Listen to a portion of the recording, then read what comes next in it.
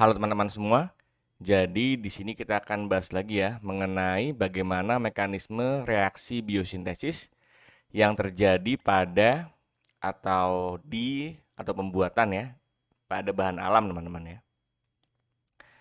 Ini adalah sasaran belajar atau outline yang akan kita diskusikan kali ini. Yang pertama itu ada pendahuluan seperti biasa, kemudian ada beberapa reaksi yang umum terjadi pada bahan alam.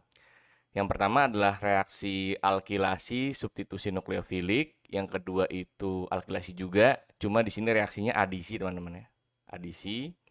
Kemudian ada penata ulangan Wagner-Mirwin ya. Ini bener, saya nggak tahu ini bener, ngomongnya bener apa salah ya.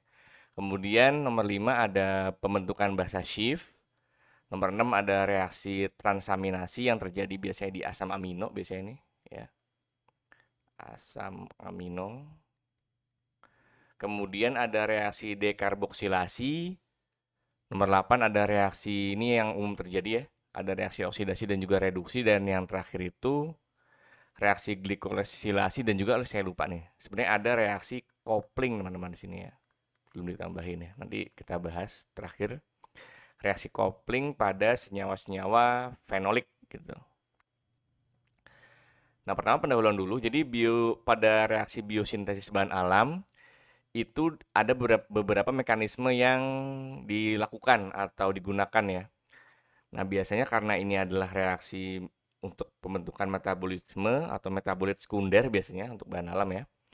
Maka dia dikatalisis atau di biokatalisis ya, atau dipercepat reaksinya dengan menggunakan enzim biasanya ya. Nah, beberapa reaksi biosintesis yang umum atau populer gitu. Yang pertama itu ada reaksi alkilasi tadi ya. Ada alkilasi yang substitusi ya. Ada juga alkilasi nukleofilik yang adisi teman-teman ya. Kemudian ada reaksi transaminasi, oksidasi reduksi, dekarboksilasi dan juga glikosilasi di situ atau pembentukan senyawa gula ya. Gula yang berikatan dengan senyawa lain gitu. Atau disebut juga glikosida.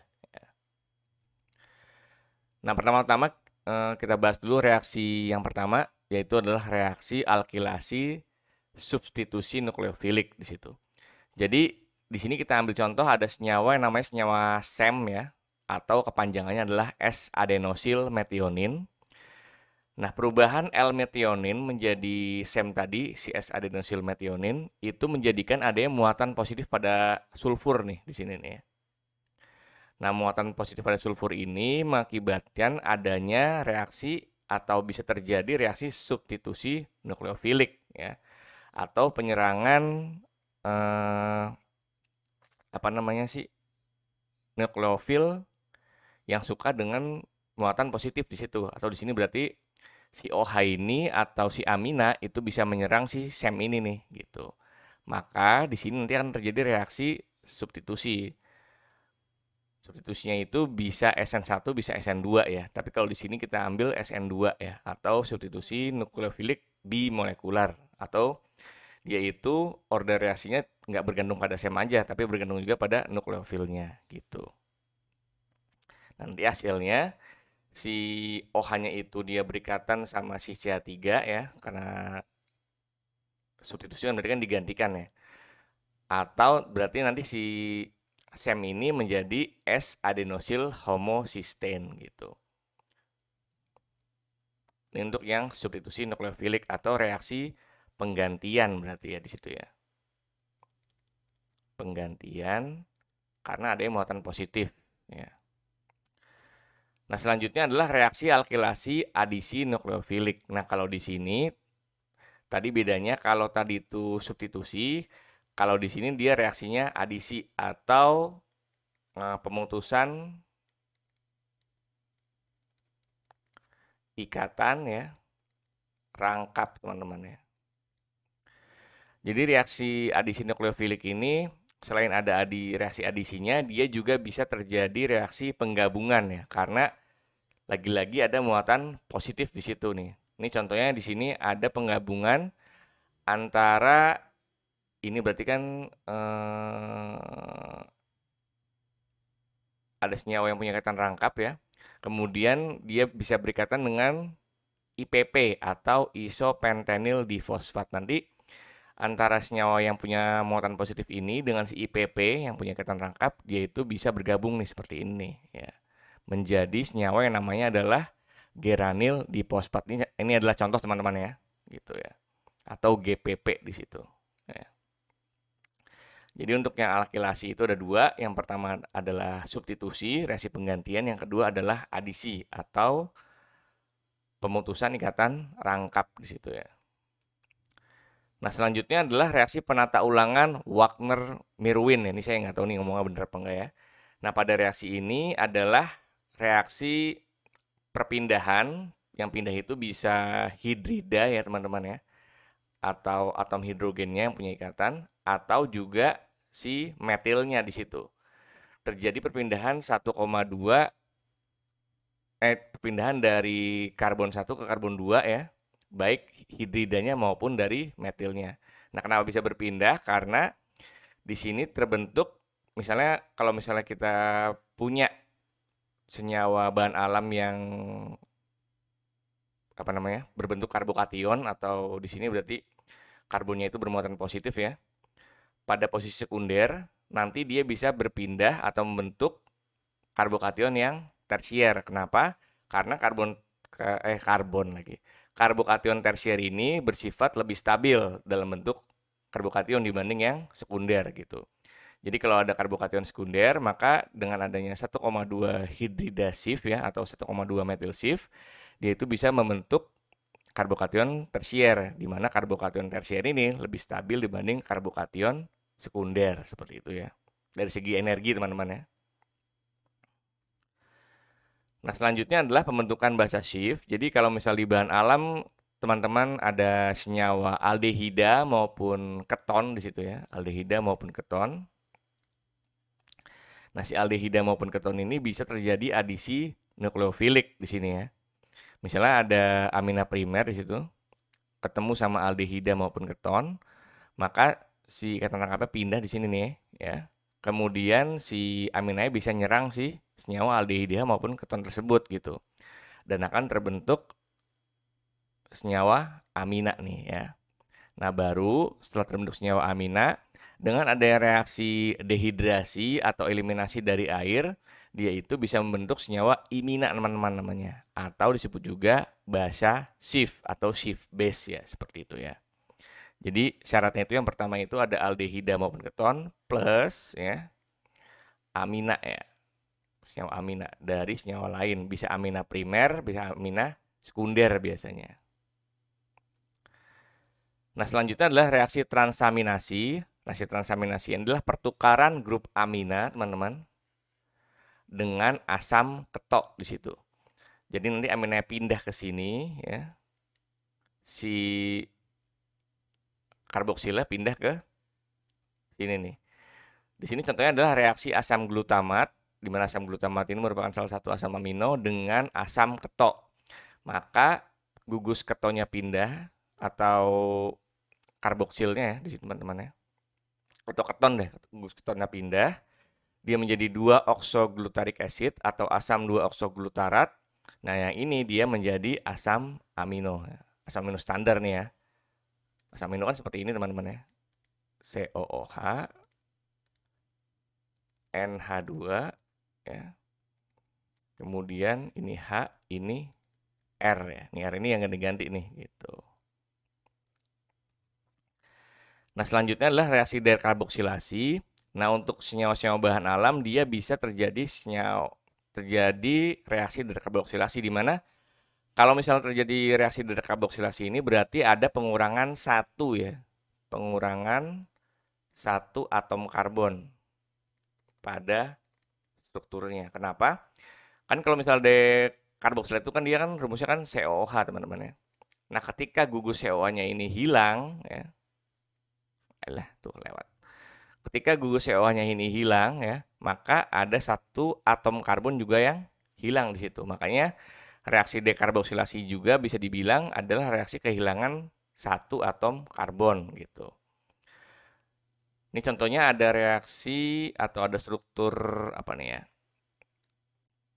ada struktur benzen ya. Dia punya gugus hidroksi dan juga gugus karboksil ya. Nah, dengan adanya tautomerisasi ya atau bertautomer si struktur ini atau perubahan dari hidroksil ke keton ya di situ dengan adanya karboksilat juga, maka dia bisa hilang nih si karboksilatnya ya. Hilang, nanti dia membentuk senyawa fenol berarti ya di sini ya. Nah, karboksilatnya lepas menjadi CO2 seperti itu, teman-teman. Nah, selanjutnya adalah reaksi yang umum di sini adalah reaksi oksidasi dan juga reduksi. Nah, berbeda dengan reaksi oksidasi reduksi pada reaksi kimia biasa, kalau di bahan alam biasanya reaksi oksidasi itu adalah bertambahnya nih oksidasi dulu dah. Bertambahnya ikatan dengan O, teman-teman ya, untuk oksidasi, atau reaksi oksidasi itu adalah berkurangnya ikatan dengan hidrogen ya. Nah, kalau reduksi berarti apa? Nah, kalau reduksi berarti berkurangnya ikatan dengan O atau bertambahnya ikatan dengan hidrogen. Di sini kita ambil contoh ada senyawa ortoquinol ya. Yang punya gugus hidroksi, ada 2 gugus hidroksi. Nah, dia bisa dioksidasi menjadi gugus keton di situ. Nah, atau disebut juga ortoquinon berarti kan, berubah dia. Nah, karena kita tahu pengertian tadi nih, untuk oksidasi itu ada bertambahnya ikatan dengan oksigen atau berkurangnya ikatan dengan hidrogen, berarti ketika H-nya hilang di situ ya, H-nya hilang, nih H-nya hilang di sini, maka dia adalah reaksi oksidasi disebutnya ya. Karena ikatan dengan hidrogennya berkurang di situ ya. Dan juga ada bertambahnya ikatan dengan oksigen nih, walaupun ini kita rangkap ya, bukan secara gamblang gitu. Nah, kalau misalnya reduksi berarti misalnya adalah reaksi perubahan NAD plus dan juga NADP plus menjadi NADH dan juga NADPH. Dimana kan kalau misalnya NAD plus nih di sini, tadi ingat ya, kalau misalnya reduksi itu adalah bertambahnya ikatan dengan hidrogen atau berkurangnya ikatan dengan oksigen. Berarti ketika ada hidrogen di situ ya, berikatan dengan NAD plus atau hidrida namanya, berarti hidrida berikatan dengan NAD plus atau hidrida berikatan dengan NADP plus, maka akan terjadi reaksi namanya reaksi reduksi di sini ya. Nah, ini contohnya nih. Dari NAD plus bertambah H-nya atau bertambah ikatan dengan hidridanya menjadi NADH atau dari NADP plus menjadi NADPH. Ini biasanya terjadi pada biokimia teman-teman di sini ya reaksinya ya. Jadi kalau teman-teman ketemu nih ketika ada NAD plus menjadi NADH berarti itu reaksi reduksi gitu. Atau NAD plus menjadi NADPH itu berarti juga reaksi reduksi. Ya, jangan bingung lagi ya teman-teman ya. Nah, yang terakhir itu adalah fenolik oksidatif coupling atau penggabungan pada senyawa-senyawa fenolik. Nah, kenapa senyawa fenolik ini bisa bergabung satu sama lain? Itu karena dia bisa membentuk suatu radikal di sini nih. Ya, radikal ini bisa berpindah-pindah. Ya. Atau disebut juga radikal atau radikal bebas yang distabilkan oleh resonansi di situ nih. Ini ada senyawa fenol. Ya. Dia bisa membentuk radikal bisa pindah-pindah. Nah, nanti antara radikal yang satu dengan radikal yang lain, dia bisa membentuk coupling atau bergabung nih. Bisa posisinya itu secara jembatan ether ya yang pertama. Kemudian ada posisi orto-orto, ini kan satu, ini dua ya. Berarti kan orto itu posisinya kan. Orto-orto coupling atau penggabungan orto-orto. Atau dia ortopara di situ ya. Ini satu, ini posisinya 3 berarti ya. Ini ortopara atau para-para di situ nih. Ini berarti para ya.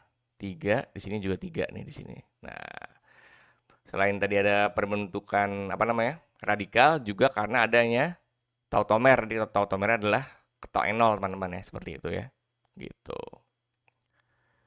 Oh, belum nih, satu lagi adalah reaksi glikosilasi ya. Atau reaksi antara senyawa gula, di sini bisa glukosa, fruktosa, dan lain-lain, biasanya glukosa sih teman-teman, dengan senyawa non gula, biasanya flavonoid, atau di sini kita ambil contoh adalah reaksi dengan UTP atau uridin trifosfat ya. Nah, ketika dia bertemu sama gula, dia itu bisa terjadi jembatan. Jembatannya namanya jembatan O-glikosida di situ ya. Nih jembatannya nih. Jembatan O-glikosida antara si gulanya, nih gulanya berarti glukosa ya di situ. Dengan si UDP di sini atau uridin difosfat ya di situ ya. Kalau di sini kita ambil contoh reaksinya itu berarti reaksi SN2 atau substitusi nukleofilik yang bimolekular ya, atau tidak terbentuk karbokation berarti di situ ya. Nah, ini adalah referensi saya gunakan untuk pembuatan video dan juga diskusi kali ini. Oke, mungkin gitu ya teman-teman untuk pembahasan kali ini. Semoga materinya bermanfaat. Terima kasih.